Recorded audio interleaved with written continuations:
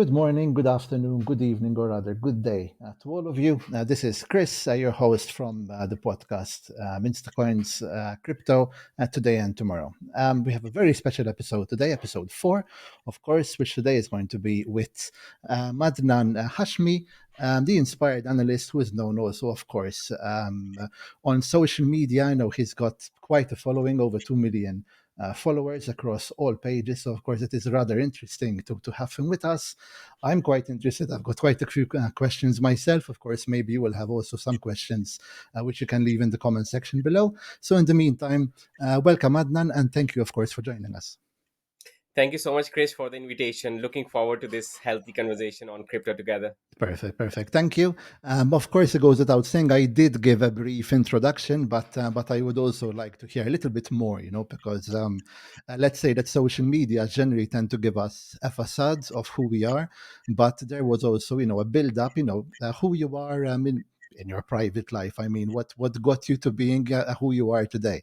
So I don't know if perhaps you want to give a quick introduction to everybody about you, what you do, of course, because there are maybe some people who might not know about the pages, but will hopefully start following you from now on also. But that can help also to put things into perspective. Yeah, thank you, Chris. So, as you all know, I'm Inspired Analyst. The reason why I have such name is I analyze everything. That's basically data related. So, data is the new oil of the new century, and you can analyze the data for any field that you're interested in, make your decisions, make your life better, and financially grow yourself. What I got interested myself into was blockchain data because blockchain data has been phenomenally growing over the past couple of years, and it's interesting how this space is growing. I used to create videos in the past for Excel related videos, which just which got a lot of acceptance from my audience, and those audience were kind of divided mostly from America because people were not familiar with Excel and how to get those shortcuts done and make their spreadsheets better, get the analysis out of it. But then I realized Excel is something that gets complicated from time to time, and when I explain some complicated concepts, people were not like engaging with that content. And that's when I decided, okay, now let me bring something new to my content creation journey. That's where I shifted from making those Excel videos into blockchain videos, data science related videos, crypto, finance, and that's how I click. And here I am after spending 4 years on social media, growing an audience of almost 2 million followers. No, no, well done, absolutely well done. With that, I must say that many people would find help when it comes to Excel sheets. I mean, we use Excel quite often, and many times, I find myself checking for certain shortcuts or how to get certain things done. So I'm sure that those are still helpful. Out of curiosity, of course, since you mentioned you'll be doing this for 4 years, and I did go back and I did see, of course, these videos. Did the transition happen due to COVID? It was during COVID. So, I mean, 4 years ago, of course, is when we were in the middle of COVID. Probably everybody was at home and they probably needed to find a way how to make things a bit more interesting for ourselves. Did it have anything to do with that, or was it just a gradual build up because you saw that, of course, during COVID, crypto took quite a massive step forward? So, of course, you probably took advantage of the data you were analyzing to do this. So before I answer that question, I would like to appreciate your data analysis skills, Chris, for going back all the way to 2020 videos. It's not everybody's cup of tea. I mean, nobody does that in today's world. Everybody's like so much focused on the current happenings. But you taking the time out, browsing through all my videos, going back to the videos in 2020 and seeing those videos, I really appreciate your efforts. Of course, Yes, of course. answer your question, Chris. It all started happening during COVID. I was working from home, and when you work from home, you have so much of extra time. I mean, nobody works 9 to 5 if you have to be at your job. There comes a time when you have like a lot of free and spare time. That's when I decided. I just went to TikTok, and I love the way TikTok's algorithm work. I started watching some videos on personal finance, stocks videos, how to invest, and those snippets of 30 to 40-second videos changed a lot about my perspective towards understanding any new concepts. And I'm like, this social media is amazing because if I start watching any entertainment videos, the algorithm will catch my attention and bring me only the content that I'm interested in. So luckily it started pushing those finance videos and crypto related videos. I'm like, these people are sharing so many simple things and they're getting millions and millions of views. How about me? Can I create something that might get people's attention? And that's when I decided I just sit in my backyard and I make a very silly first video. It was about Microsoft Honor. And I was like, how many hours does Bill Gates work in a day? Answer this question and I will get back to you tomorrow. And that simple video blew up. I got more than 50,000 views on that video. And people were saying he works 12 hours, he works 15 hours. Nobody cares how many hours he works, right? It was just an experiment. And that experiment worked for me. I'm like, if I can make a silly video that can get me 50,000 views on my first video, imagine if I make like really good educational videos, how people are going to engage with it. And that's when my journey started with crypto and finance. And here I am making format videos, short format videos, sending newsletters, creating the biggest community of crypto in Pakistan on Discord. We have almost more than 95,000 members. So it has been hell of a journey, and I'm very excited to share my journey with you all. Yeah, that's very, very interesting. It goes without saying, or rather, did you have the interest in crypto before though? Or was it something which you took advantage of when you saw that it started growing? I mean, prior to 2020 and you starting to put these videos, did you already have your attention on crypto? Were you already studying the market, what's going on, and wondering if, it's worth, knocking on its door or not? That's a great question, Chris. First of all, in my first time I heard about Bitcoin, it was back in 2011. I was in Saudi Arabia, and one of my friend, he was in Malaysia. He said, Adnan, there is a new cryptocurrency coming up and is going to take over the world. I want you to invest only $100 in it and forget about it. And I was like, I'm not going to waste my $100 on some stupid currency that doesn't exist. And that was the first time, that mistake has costed me a lot of opportunities. And like me, there are many people who are listening to us, and they might have heard about cryptocurrencies, Bitcoin back in the old days, and they now regret it. Why didn't they enter? So that's when I entered. And coming back to your question, so in 2020 when I started making videos on Excel, I already had a lot of knowledge about crypto because I was already part of the bull run in 2018 where I lost a lot of money. Just to give you a perspective, I invested almost $80,000 in that bull run, and I didn't know about the market, how they work. I bought every crypto project on top of it. So when market crashed, my whole crypto portfolio came down from $85,000 to only $15,000, Jeez. and I did not lose any motivation there. I'm like, oh my god. Uh, but then the good thing happened is I started dollar cost averaging since that time, and that is the journey that I started sharing on social media as well. Like when I make some Excel videos, I tell people, what is a dollar cost average? If you buy a Bitcoin at $1,500 and now the price of the Bitcoin is $1,000, and if you buy two Bitcoin, what is the average price? That's how you're going to do dollar cost average and bring your average price down. So when the Bitcoin moves upwards, you have less time to wait for the market to bounce back and make your money out of it. So basically, I already had the knowledge of crypto, and I started sharing that knowledge in 2020 as well. But it was not like every single video was about crypto. It was mixture of Excel, data science, stocks, crypto, as well as career related, like how do you make your sheets better. So it's hell of experience. I mean, there are a lot of information out there, so I'm trying my best to streamline that information as easy as possible. No, and I think that is really interesting. Even the fact that you took on a broad perspective, not just crypto, but at the end of the day, we know very well when it comes to certain videos going viral or not, or what. Most of the times it can be pure chance, but most of the times it can be also that people find the right things to talk about at the right time. So when you're trying to hit across a few different subjects on a few different, not industries, but across different perspectives of life, then yes, that can make a difference, of course, because that is what can also help you, I would assume, to analyze the data, to understand where you're getting the most following and where you should dedicate more energy towards, and how to build accordingly. So, having said that, there could have been the possibility that your page would have gone towards how to fold your sheets rather than crypto, if that went well. Yes, those spreadsheets and those Excel videos, they really blew up. Like I cannot imagine that one video within 24 hours can reach millions of people, and all of a sudden on your WhatsApp you get a message from an old friend like you haven't talked in 10 years, and he's sharing that video with you. He's like, Adnan, is this really you? I saw this video in my office work group. They share it on WhatsApp. So I'm like, wow, look at the way the technology has progressed in our Yes, daily lives. You yes. share a video here from New York and it travels all the way to India, Bangladesh, Sri Lanka, Australia, and people all over the world are reaching out to you. So I think it's a wake up call. It was a wake up call for me. And I think with this podcast, it's a wake up call for everybody who's listening to it, that, creating content is the need of the hour. If you're not creating content, you are just pushing yourself to a place where you can fail easily in life in the future, because everybody has something to sell. Everybody has something to talk about.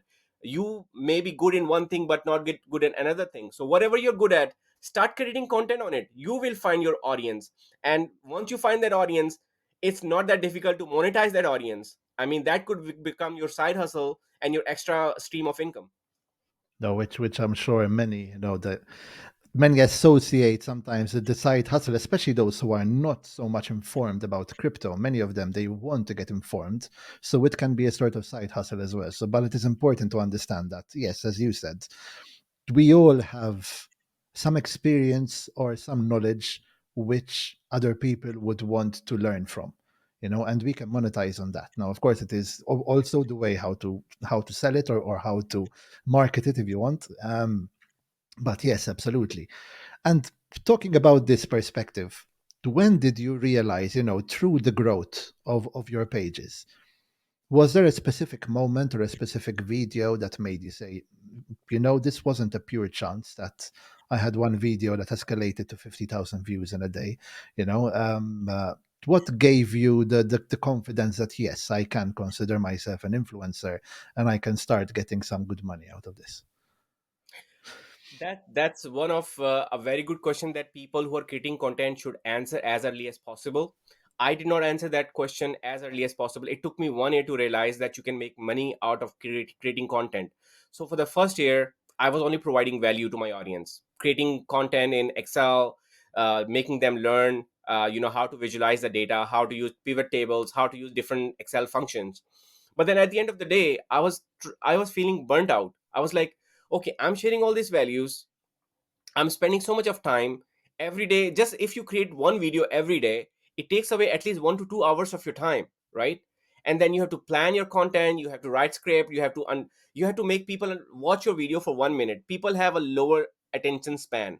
Right now, I would say that anything that you want to communicate, your first 3 seconds are more important.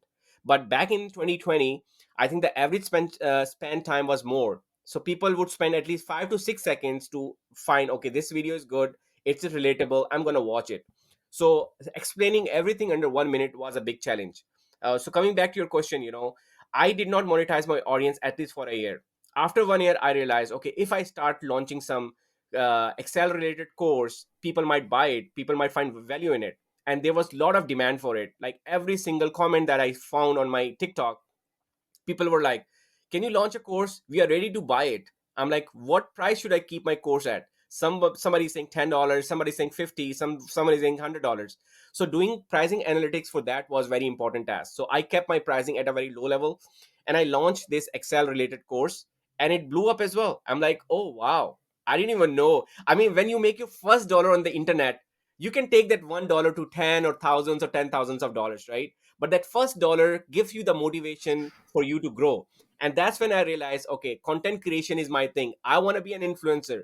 If I can influence people to buy my course on Excel and people are giving me good reviews, I have so much knowledge to talk about. I have stocks knowledge, I have crypto, I have data science. I can do so much. And that was the only course that I launched. After that, I did not launch any course. But that was my wake up call. That's also interesting because, for example, in my case, from a different perspective now. So I'm also a photographer. I'm also a Okay. musician. So I'm very much into the arts, Okay. and I've tried many times to. I mean, I do have social media pages and whatnot, but it is not easy, especially since I don't always have the time to post every day. Sometimes it takes weeks or months till I post, even because sometimes it takes weeks and months till I have the next shoot. So that is always difficult to motivate yourself when you don't have some. For example, when I was still in Malta, so this was before COVID. In that case, when I started advertising myself and I took, the first couple of shoots in Malta, I started getting requests from families. The word of mouth started spreading around and things started to pick up. So I was very happy with that. I was posting, especially on Facebook, because when it comes to this kind of photography in Malta, Facebook is more important. But then when I moved to Slovenia and then COVID happened, there was COVID, which of course restricted us into Yeah. separate regions within the country. So that didn't help movement. But also there was a language barrier. And also in Slovenia, there is people trust the word of mouth. So I was all of a sudden in a country which is not English speaking and nobody knows me. So Wow. that unfortunately affected the way how I can take forward my photography. Yeah. Same thing happened with the band I was in. That we had grown a lot in Malta, and we got to the point where we can go to Central Europe and we can start touring around Central Europe.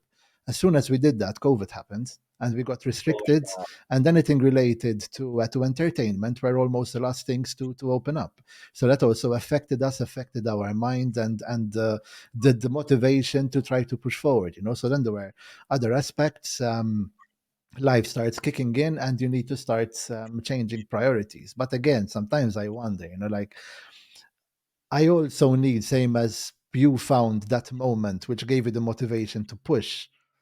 I know that I also have a lot to offer, and this is also why, before we got into recording this podcast, I told you that I'm also very personally I'm interested in speaking with you about your journey to becoming an influencer, because maybe there are some tips for me and for anybody who's listening, how they can perhaps also get on that journey, because we it's how the world is going around nowadays, and it would be a pity if we don't manage to get a piece of the pie, even though it is a small piece, so but it's very interesting and motivating hearing you, how you went across all this, um, uh, what doors you were trying to open up for yourself, and how you realize how to go about things. But yes, also the fact that you started having people asking you to get the courses out, that is quite an eye-opener. If you get to that point, then that is a good point to shift. So that is what I had achieved in Malta. I didn't achieve over here, so maybe I need to try to encourage and achieve that for myself as well within the photography industry. But yeah, but let's get back to crypto, because of course then we're going to end up going. I'm happy to hear about your journey, Chris, how you went into photography and then you're part of the band as well. It's just that timing, sometimes the timing is not by your side. Even if you are a skillful person, you might be so good at it. But if the timing is not perfect, you might not be able to grow. And I think it's very important to analyze that data at the end of the day. You have to analyze what trend is in the market. Will that trend continue for the number of years to come or not? If yes, are you good at it? Do you have the enough skills? Or if you, even if you do not have the skills, do you have the passion to learn those skills? Can you take it to the next level? Like, I kept improving myself. I kept experimenting with the content that I was creating. The first video, if it doesn't go viral, if it not a lot of people watch it, then I look at my video and see, okay, what mistake did I see where people dropping off? So I'm like, okay, in that particular 10 seconds, I got a little bit slow there. I should have used a better wording to keep attention of the audience. So I think it's more like slicing and dicing the data. And anybody who can slice and dice the data in today's world, whether it's crypto, whether it is you're working for a data science role, you are into the stock market, data is the fuel. Data is everywhere. It only depends on you, how you analyze the data and how you can take your investing journey to the next level. Now, as we're talking about crypto, one of the question people should ask themselves, are they investing because in social media they saw a post that this coin is going 10x or 20x in the next 6 days or next 1 month? That is not the right way to invest. You have to analyze, okay, this project, what problem is it trying to solve? Do they have enough a good team behind it? Can you look at those teams on LinkedIn or not? And can you look at their fundamentals? Can you look at the white paper and see what problem they're trying to solve? How many coins are in circulation? When the unlocking of the next coins will take place? And if you look at the charts, Are the charts making any sense? Are you trying to buy it when it's all time high, or are you trying to buy it when it's all time low? So I mean, there's so many factors for you to consider when you're analyzing the data, especially in crypto, and then only you make your investment decision. Okay, now, okay, this setup makes sense for me. I believe that, if I enter now and get out before the bull run starts, that's the perfect time I can make my money. So, answering your question, Chris, it's always about the data and how you analyze it. Thank you. And as regards to that, considering the US market, because of course we, even in Europe, we do understand that most of the times what happens in the US falls onto Europe, and there's always that kind of trend going on. Since you are based in the US, and knowing your knowledge and your constant analyzing of data and whatnot, what are your impressions of how the market can follow over the rest of the year and possibly even next year? I mean, of course, there are lots of different indications, but it would be very interesting to hear your opinion about this. That's a great question, Chris. I think what you talk about is, it reminds me of a saying that when US sneezes, everybody catches the cold, right?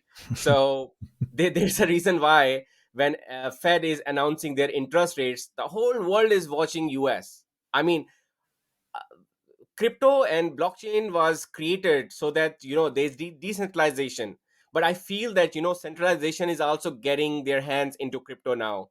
um, Nobody was talking about crypto back in like 5 years. None of the politicians were into it. Now look at the campaign of Trump and you look at the campaign of Kamala. Both of them are pro crypto now. Yep. They're like, we want to make, Trump says that we want to make crypto the capital of the world. And his two sons, they are launching one of the DeFi protocol. They launched it, I think, last week as well. And Trump is all pro crypto. I went to Nashville conference in Bitcoin just a month ago, and the way people were excited to see him, I was expecting that Bitcoin might jump from $68,000 to $80,000 after his speech, but it did not. So the thing is that, you have to analyze and understand where the crypto market is going in general in the next few years. I see that BlackRock is very much interested with tokenizing the assets. They want to tokenize each and every asset class. And for that, they are going to use Ethereum. Ethereum is, and they have been hiring Ethereum developers since past 5 years. If you go back, look at JP Morgan Chase, one of the biggest banks in America. They have been hiring Ethereum developers. Why are they not hiring Solana developers? Why they are not hiring any Polkadot developers? Why Ethereum? Because Ethereum has been in business for many years now, and the only issue that is having is scalability issues. But for scalability, there are layer 2 projects happening. So if you analyze the data and see where the world is moving on, it's moving into tokenization of assets. And BlackRock expects the market to go more than $40 trillion. So if you look at the market now, it's only 2.5 or $3 trillion. If you look at all the market caps of all the projects, now compare $3 trillion with $40 trillion and see the potential that they have. As an investor, now you have to analyze, which projects might benefit out of it. So any project that is working in the AI space, any project that is working in the cloud space, RWA, real world assets, decentralized finance, these are the narratives to look forward for. I mean, people are like, okay, what about NFTs? I always say that, NFTs, they might come into play down the line, maybe 3 to 5 years, not now. And whatever happened in the past, in the last 2 years, you have seen one of the biggest bull run where everybody was buying those monkey NFTs and they were making money out of it. So I did not jump into it because I knew there's no utility behind those NFTs. I mean, apart from few of the NFTs that were rare, apart from that, 99% of NFTs were of no use. So you have to understand and find where the narrative of the crypto industry is moving. Bitcoin is not going anywhere, that's for sure. Bitcoin has been in business since, it is considered as the store of value. And Exactly. the Nashville conference that I attended, I saw many Chinese miners there. I was kind of shocked because, China has a little bit of, not little bit, they have a ban on crypto. They don't want to promote crypto. So all the companies that were mining in China, they are moving into US. and they were showing all those mining equipments that they're setting up in Texas, Florida, where the land is cheap, where electricity is cheap. They're setting up all those mining there. Why they're setting it up if there is no growth potential in crypto, if there's no growth potential in Bitcoin? Because there is growth potential in Bitcoin, and everybody wants to get a cut of it. So that's where the industry is going to move. I think we will be able to see the biggest bull run. This is what my assumption is. If Trump comes into power, I believe we will see one of the biggest bull run in crypto history. Let's say people say, okay, now crypto is dependent on Trump. I say no, crypto is not dependent on Trump. Trump needs crypto. These politicians need crypto. Crypto doesn't need any politicians. That's how you can put it as. Yes, yes, yes, very much. It is also interesting that you mentioned that Bitcoin is nowadays as a store of value more than anything else. And in fact, one of the services which Instacoins offers is related to an over-the-counter service, so an OTC desk, as we would call it. And as opposed to well, when I joined Instacoins, where people were using or clients were using Bitcoin in order to purchase large sums. Because, for example, we have what is called a merchant solution, or what we refer internally as a merchant solution, where if there are any car dealers that want to sell a car, and the client is interested in buying this car, and they want to purchase it in crypto, then of course they can do it through us. So the client would send the crypto to us, we would send the fiat value to the car dealer, and that way everybody's happy and the transaction is done. What is interesting is that 2 3 years ago, Bitcoin was the currency that was mostly used. Nowadays, I would say that USDT and Ethereum are the currencies that are most used. And Bitcoin is not being used much because people prefer storing it and waiting to see to what extent the value can go up, because that is where it stands at the moment. So it kind of goes in line with what you are saying also.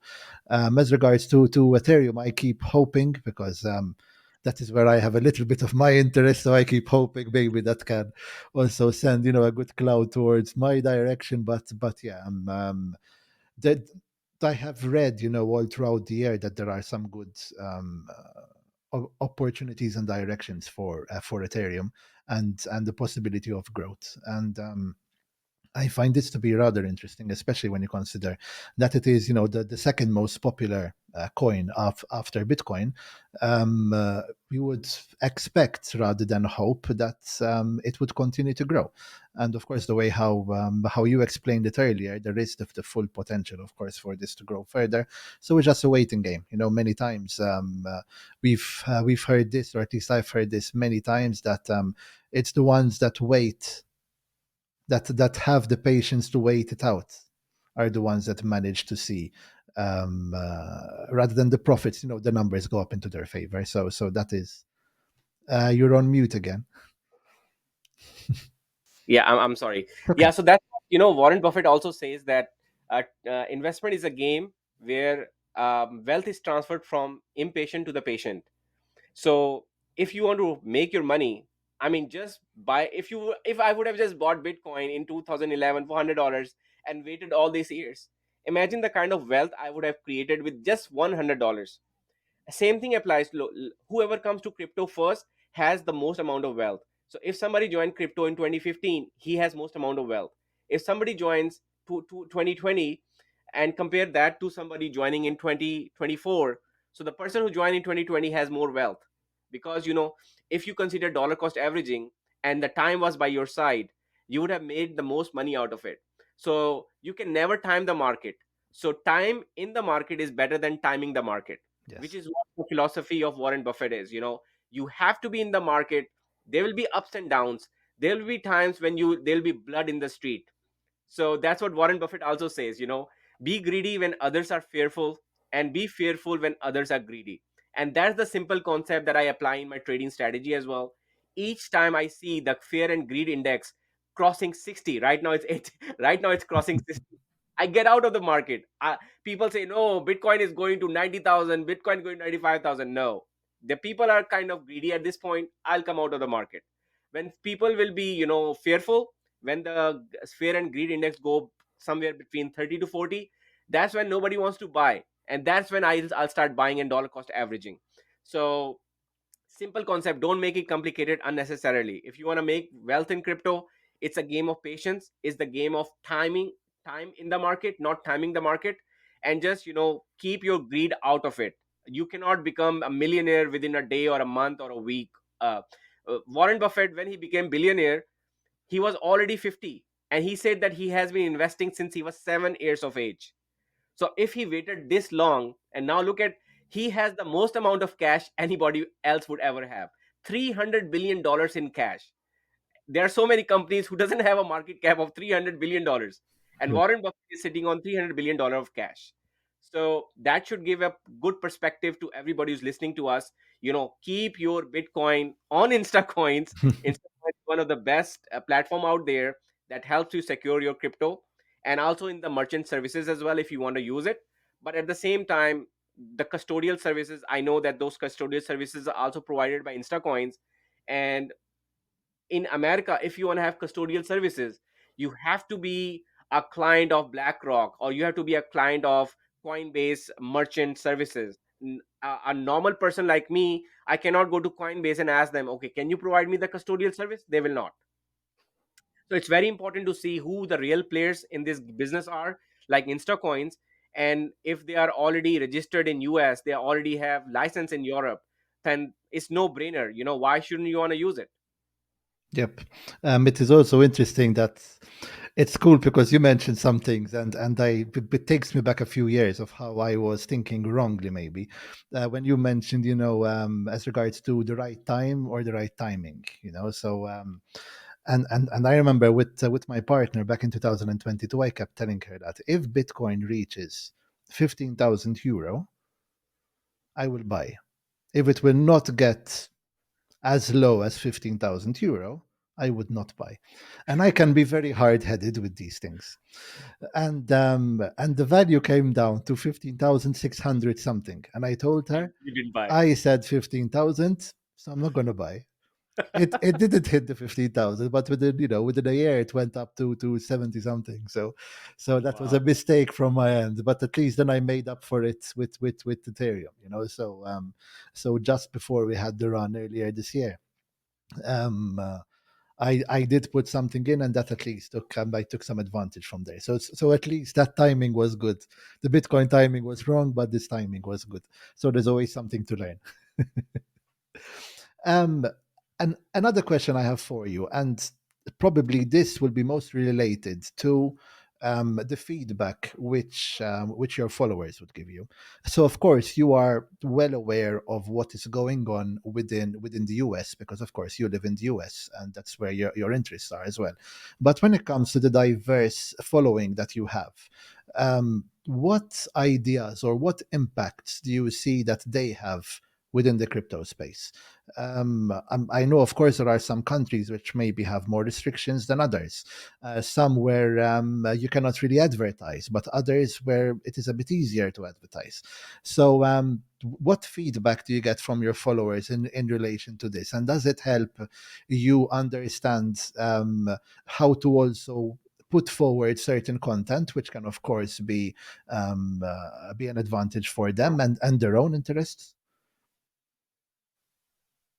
Yeah, so one of the problems that I'm facing in US is that the regulations are not very clear. uh, if you use TikTok as a platform to create any crypto related content, you cannot use the word crypto in the video description. The moment you write crypto, they are going to shadow ban your account. Your content will not be seen by all of your followers or majority of your followers. So you have to be very clear on it. As you have seen the SEC saga going on, where they're saying that cryptos are securities, then they say, no, we were mistaken. Cryptos are not security, but the wallets are securities. Now I'm like, okay, why are you keeping the whole America in confusion? I see a lot of developers in Europe. When I look at any blockchain like Ethereum, I will see majority of the developers are flying to Europe or Middle East, because the regulations are much better there as compared to America. So this is what Trump is trying to say, that we want to make crypto as the crypto capital of the we want to make America as the crypto capital of the world. Why is he saying that? Because he knows, he has analyzed the data. Of course, he has a team who analyzes and tell him the story, that we have to bring crypto people back in America. There are a lot of startups that started in US 4 years ago. They are not into in business anymore. And I don't want to mention those names, as you all have, probably known what kind of businesses startups were there 4 years ago in crypto, and they're not there now. I see a lot of things happening in Europe. I see Middle East as becoming crypto hub. Like one of the biggest exchange in Dubai, they have made their headquarters in Dubai. Why didn't they make their headquarters in America? Because America is not allowing them. America is saying we want to promote our own crypto exchanges like Coinbase or Kraken or Gemini. But even Kraken and Gemini are facing a lot of issues here. So when you meet these people, they're like, the regulations is not clear. The moment we get clear regulations, we will be able to see crypto bull run in the real sense, where all your institutional investors will bring their money in. We have seen that money coming into Bitcoin ETFs now. I'm still waiting for them to see that money flowing into Ethereum ETF. And once that money comes in Ethereum ETF, I know, Chris, you will be the most happiest person out there, because you didn't get the chance for Bitcoin, but for Ethereum you do. I'm sure there will be happier people than me, but it will at least, it would put a smile on my face. I won't deny that. um, okay, interesting. One last question I would ask, and maybe this can be answered quickly, but can be answered more into depth. But I would leave that up to you. But it is quite an easy question, I would say.